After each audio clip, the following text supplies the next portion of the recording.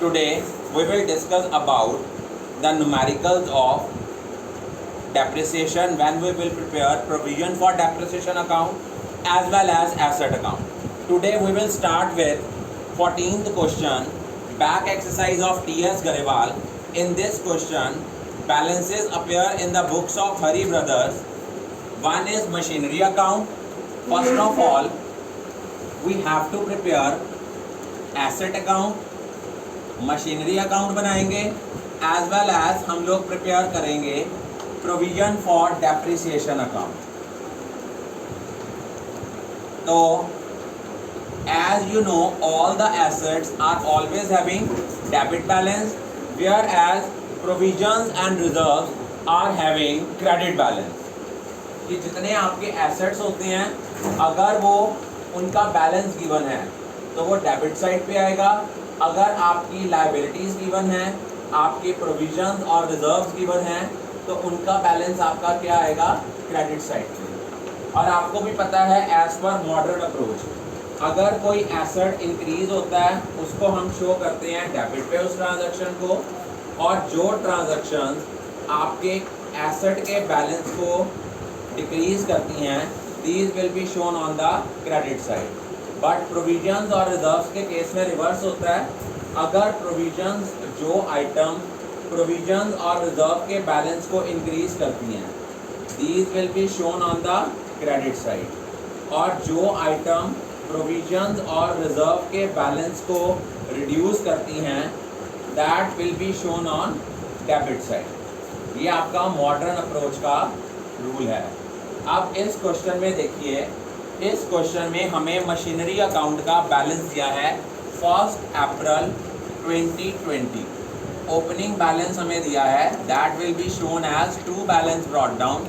अब आपके माइंड में क्वेश्चन अराइज होगा, sir why do we write it as to balance brought down, because it's an asset and in the absence of information we always treat assets having debit balance. Is it clear? क्योंकि machinery का negative balance तो हो नहीं सकता, exist कर रहा है asset, तो इसका जो बैलेंस आएगा that will be shown on the debit side as 80,000. अब हमें दी हुई है प्रोविजन, और आपको पता है जितनी प्रोविजन, जितने रिजर्व्स और जितनी लायबिलिटीज हैं इनका ओपनिंग बैलेंस जो होगा that will be shown as by balance brought down. ये हमें दिया हुआ है 36,000. अब आगे देखिए स्टेटमेंट में क्या लिखा हुआ है. On 1 April 2020 they decided to sell a machine for ₹8700. इस मशीन को आपने 2016 में, इस मशीन को 2016 में आपने कितने का खरीदा था? इस मशीन को 2016 में आपने खरीदा था 16,000 का.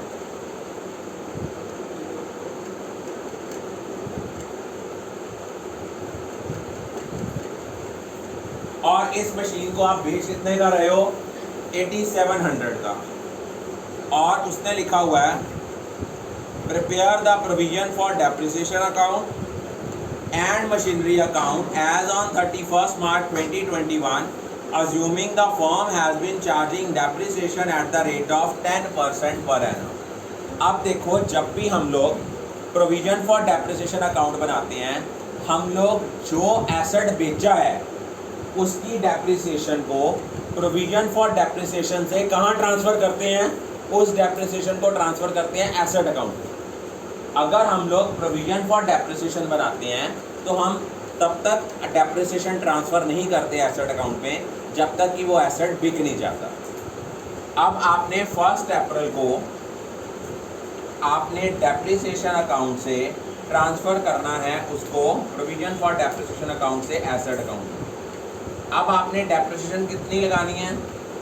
पहले लगेगी 2016-17 की, फिर लगेगी 17-18 की, 18-19 की, 19-20 की. अब आपका डेप्रिसिएशन का मेथड कौन सा है? Straight line method. 16,000 का एसेट है, 10% पर एनम डेप्रिसिएशन है. It means her year depreciation कितनी आएगी? 1600, 1600. 4 ईयर्स की डेप्रिसिएशन कितनी हो गई आपकी? 6400. ये पॉइंट क्लियर हो गया. जब भी आप प्रोविजन फॉर डेप्रिसिएशन अकाउंट बनाते हो तो डेप्रिसिएशन को एसेट अकाउंट में तभी ट्रांसफ़र करते हो जो एसेट बिका। अब सारी की सारी मशीनरी नहीं बिकी है, 80,000 में से सिर्फ कितनी मशीनरी बिकी है, 16,000। तो वो 2016 में खरीदी थी, पहले 2016-17 की डेप्रिसिएशन लगाई, 17-18 की लगाई, 18-19 की लगाई, 19-20 की लगाई। क्लियर? टोटल हो गया from the date of purchase till the date of sale, जितनी उसकी डेप्रिसिएशन है ना उसको आपने यहाँ ट्रांसफ़र करना है बाय प्रोविजन फॉर डेप्रिसिएशन। अब आपके माइंड में ये क्वेश्चन अराइज होगा कि सर हमने प्रोविजन फॉर डेप्रिसिएशन अकाउंट की जो एंट्री है एसेट अकाउंट की क्रेडिट साइड पे क्यों शो की है? उसका रीज़न ये है कि जो आइटम एसेट के बैलेंसेस को रिड्यूस करती हैं these will be shown on the credit side. उसके बाद देखिए आपने ये मशीनरी बेची, ये मशीनरी आपने कितने की सेल की है, 8700 की। यहाँ लिखोगे सेल ऑफ मशीन। अब आप लोग देखो 16,000 में से 6400 डेप्रिसिएशन है, उसकी बुक वैल्यू कितनी रह गई, 9600। 16,000 की खरीदी थी, till the date of sale उसकी डेप्रिसिएशन कितनी बन रही है, डेप्रिसिएशन बन रही है 6400। तो 16,000 में से जब 6400 माइनस किया तो उसकी नेट बुक वैल्यू कितनी आई, 9600। अब 9600 की चीज़ को 8700 में बेच रहे हो, इट मीन हमें क्या हो रहा है, लॉस। और जो लॉस होता है वो आपका कहाँ आता है, बाय साइड पे। यहाँ लिखेंगे by profit and loss account, it is loss on sale of machine. इसकी अमाउंट कैसे निकली है, 9600 में से 8700 माइनस किया, 900 वो आया। अब आपके माइंड में क्वेश्चन अराइज होगा सर 9600 कैसे आया है, 16,000 की आपने खरीदी थी and till the date of sale उसकी डेप्रिसिएशन कितनी बनी है, 6400। ठीक है, अब उसके बाद यहाँ आ गया 31 मार्च 2021 को ये आपका बैलेंस कैरी डाउन है। अब देखो 80,000 में से 16,000 गया, बैलेंस आया 64,000, ये आ गया आपका 80,000। अब आप लोग देखो आपकी करंट ईयर की डेप्रिसिएशन कितनी है, आपके पास 80,000 की मशीनरी थी, उसमें से 16,000 की मशीनरी बिक गई है, बाकी कितने की मशीनरी बची बेटा, 64,000 की। 80,000 में से 16,000 की मशीनरी बिक गई है, रिमेनिंग मशीनरी कितने की बची, 64,000 की। तो 64,000 में आपने 10% डेप्रिसिएशन करंट ईयर की चार्ज करनी है, इसको लिखना है बाय डेप्रिसिएशन अकाउंट। ये आया 6400, इनका टोटल आएगा आपका